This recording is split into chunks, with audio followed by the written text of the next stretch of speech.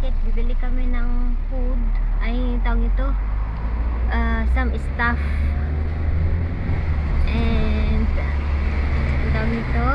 Wala na naman ako sa sarili ko. Dito lang sa area namin. So, ganito. Update na ulit. Mag-update ako. See. Okay pa dito sa area namin. Ang dami pa rin pupunta sa trabaho nila. Kaso si Mr. wala siyang work ngayon. Bukas may work siya. Day off niya. Mainit ang panahon. Sobrang mausok. Kasi yung alam nyo doon sa Beirut, partes ng Beirut, sa mga maraming age, ang daming, alam nyo na, napanood nyo na yun guys. So yung usok ba nakarating dito hanggang ngayon, ano, marami pang yung mga usok ba, kaya medyo mainit siya. Sobra yung init niya, para kang nasa oven. Mainit. How much more pag nandun ka sa malapit na area. Rinig na rinig namin guys ang mga ano, pag ganyan nila. Kagabi hindi kami nakatulog ni Mr. kasi na talaga na tinutukan namin yung news sa TV ganyan. Kasi ang maganda naman sa kabila, hindi nila tinitira basta-basta kung saan-saan lang. Sinasabi nila, nagpapaalala sila sa mga tao dito na itong area na ito, maglikas kayo kasi titirain namin, ganun sila. So hindi sila basta-basta na everywhere na ano, nagpapalipad. Basta yung target lang nila, yun yung ano, ang mahirap lang kasi is yung kapag katabi mo yung ano, yung building.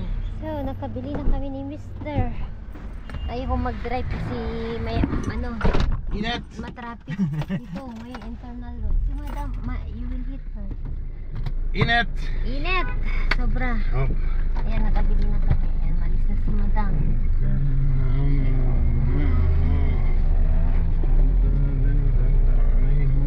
Dito internal, mahirap mag-drive. Hulog.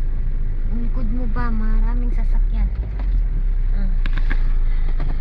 Okay, let's go home. Kabili na kami.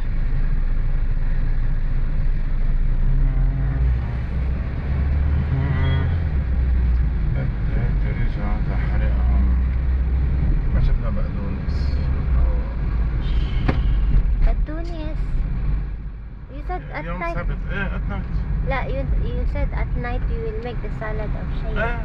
كانت ايوه السلد بس ما شيء منيح خلاص مقدوس وهيك شيء. ما نتقول. Okay. Happy, good relationship. You need both eyes of the first true enemy. The ego, the self, ang iyong sarili. So that we can be holy. Pero paano ba tayo napapasama sa pamamagitan ng ating mga pangangatawan pag sinusundan natin ang gusto ng ating laman at hindi ang kagustuhan ng Diyos? Pag napapasobra tayo sa pagtutusan ng ating katawan at nakakalimutan na ang pagtutusin ng ating mga katawan. She forgot about him. Mommy, you forgot the camera was on. How many? Hello mga kapitbahay. Ay, nag-edit ako. Ayan, katatapos lang namin kumain. Alam nyo, may kwento ako sa inyo. Si mama, hindi siya okay. Nahihilo siya. Ay, naantaw nito yung nag-low pressure siya. Bumaba yung blood pressure niya. Dahil sa nangyari ba sa bundok. Sabi ko, huwag mo kasing isipin. Hindi maganda sa'yo.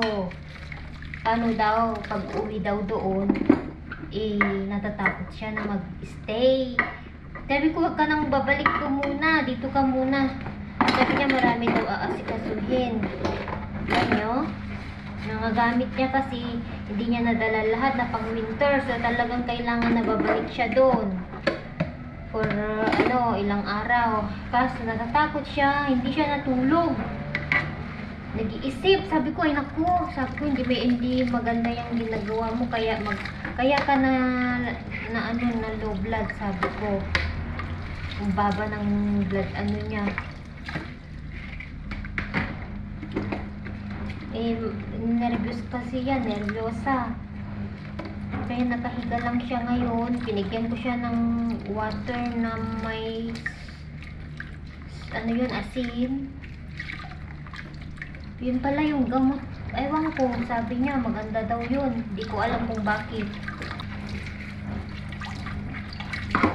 Yun naman, sabi ko, wala bang gamot na ganun. Hindi maano, hindi makita-kita ang sakit niya. Ang baba pa ng platelets niya, guys. Bumababa every time na magpa-blood test. Di ba delikado pag bumababa ang platelets mo, yung counts ng platelets mo? Dati, di ba, yung sa ano, sa normal ata is 100, ay 220 to 160, ganun ba yun? Doon sa resulta ng ano niya, 60. Ang baba. So, magpapaano ulit siya. Blood test. Hindi makita-kita, guys, kung bakit, anong dahilan. Okay naman yung ano niya, yung tawag nito. Okay naman lahat. Kaso, yun na nga lang, may time talaga na bumababa yung blood pressure niya, yung BP niya. Hindi naman tumataas, bumababa lang at nahihilo siya. Kapag bumangon siya, nahihilo daw. Sabi ko, matulog ka kasi at saka wag kang mag-isip-isip kung ano-ano, baka nai-stress siya. Okay naman siya nung ano, ewan ko. Kaya, ipa-check up ulit siya. Hindi na tukoy-tukoy kung anong dahilan. Nagpa-MRI pa siya. MRI pa yung tawag doon. Nagpa-CT scan. Tinitignan kung mayroong ano sa kanyang sa loob ng katawan niya ba, nag-bleeding or ano. Wala naman.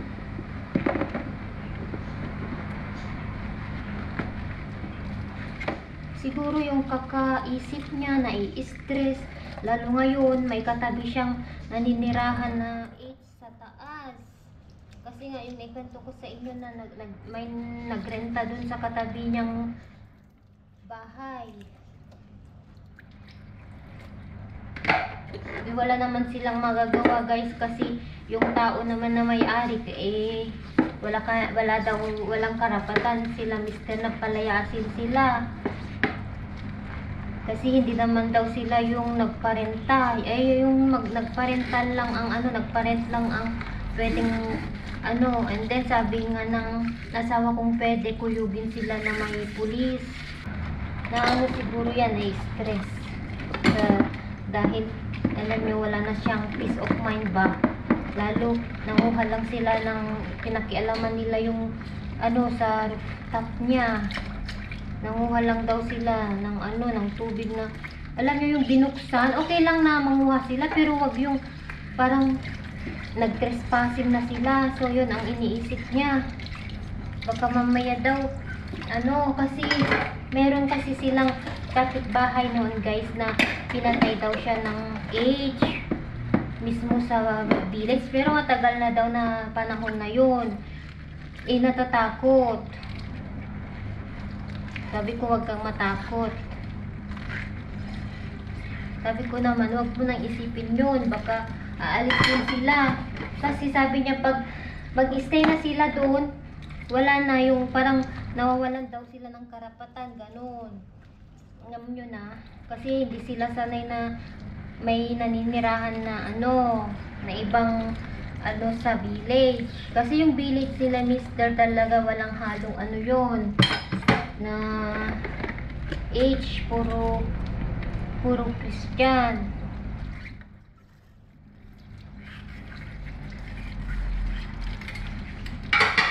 Ngayon lang taon daw na nagkaroon sila ng ganun. Since then, walang tumitira doon na ibang ayun, wala siyang peace of mind ba. Paano daw siya mag-stay doon sa taas? Baka mamaya daw bubuksan nila yung bahay tapos mag-i-stay sila doon. Yun ang iniisip daw. Tapos tapos after that wala nang sasabihin nila na bahay nila. Alam nyo, yung ganito kasi noong unang panahon daw. Pwede mong angkinin ang hindi sa'yo. Yun ang sabi ng asawa ko. Pwede mong sabihin na lupa mo yun, kahit hindi naman.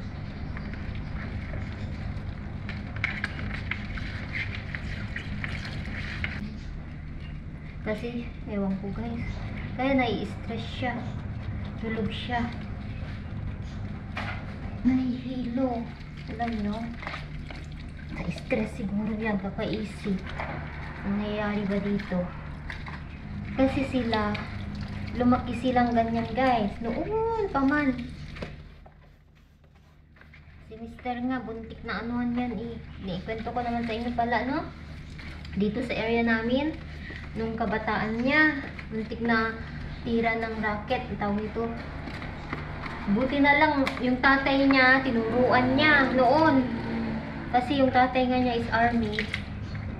Tinuruan niya si Mr. kung paano-anong gagawin kapag may ganong si Mr. talaga maano din siya.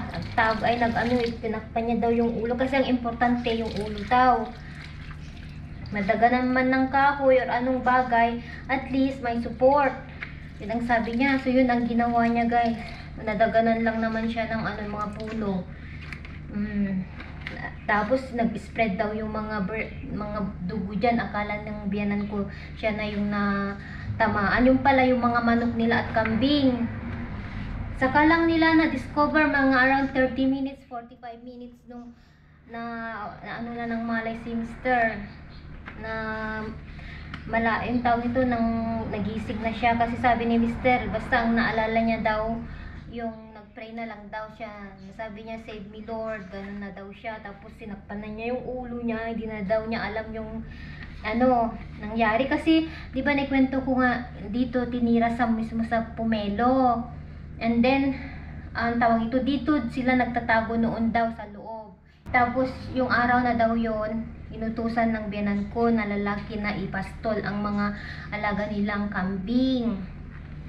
Hindi nila na malayan na titirain dito. So yun guys, kaya may experience si Mr. sa ganyan.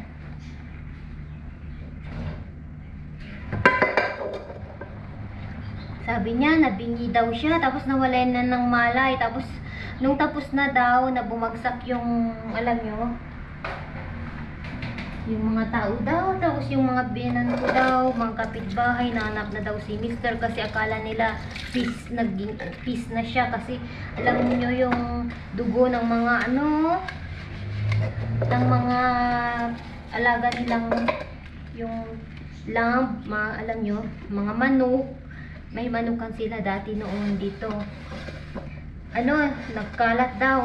Yung pala, nadaganan lang pala si Mr. ng mga kahoy, punong kahoy. Bumangon daw siya noon. Tinatawag daw, saan? Ganun daw noon yung binan ko.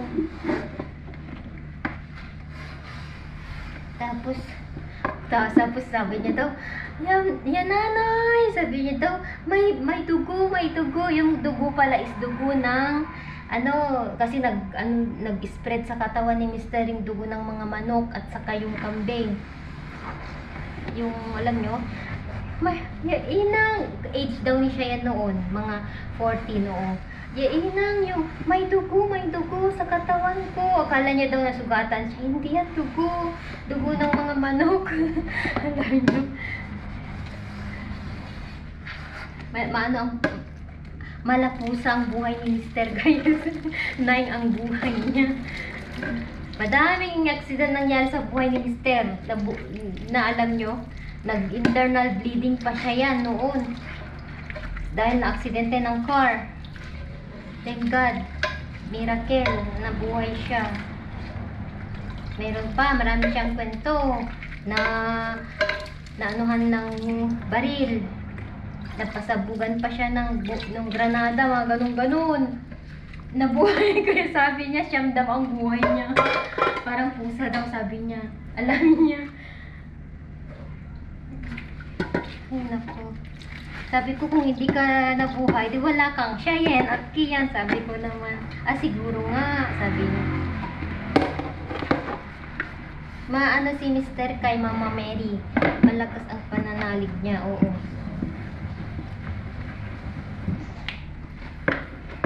Yun na nga, di ba, naikwento ko sa inyo guys na nakilala ko siya na may suot siyang rosary. Si Mr.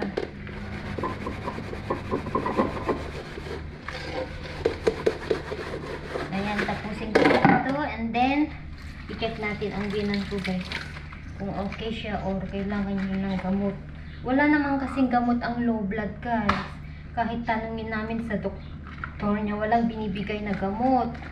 Basta bigla-biglaan lang kasi na dumarating. Hindi naman araw-araw. Basta kung oras-oras ba na dumating na low blood siya. Ewan ko. Ayan, maya ulit.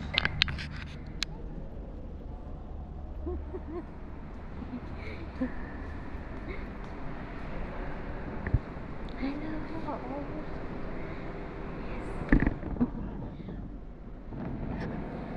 He wraps even head. Oh my God. I have like tiny hair.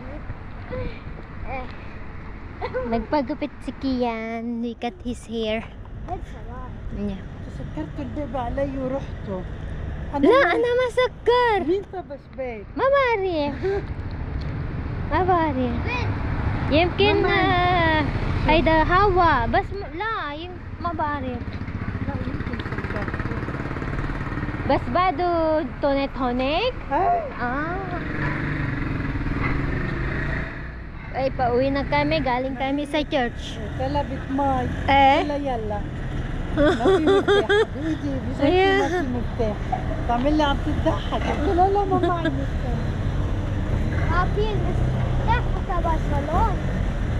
مسكرت هيك على الباب. منين بدك اياه؟ منين بدك؟ Wala, last. عمل.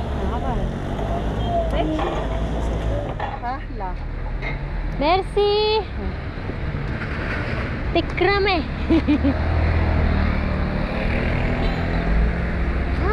It's cold.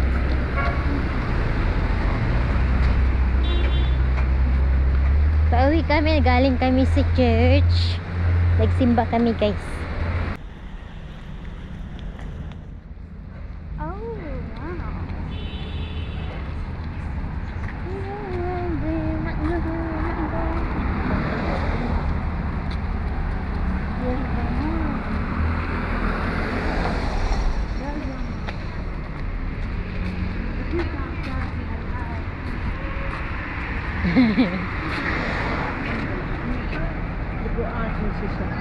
معقولة أنا شكرا. كيف عايزتك؟ كيفك مدام؟ كيف أنا؟ صرت عيني. هلا عملت عملية And the church. And the church that works. The The girl that works. really? Yeah, that's her teta. How you know? Because I saw them. Really? The fat one? With curly hair, like very, very curly. Ah, Yeah, that's her. the tall one and the fat one? Ah, Why? how you They know? bathe. Because I saw them together. Ah, really? This is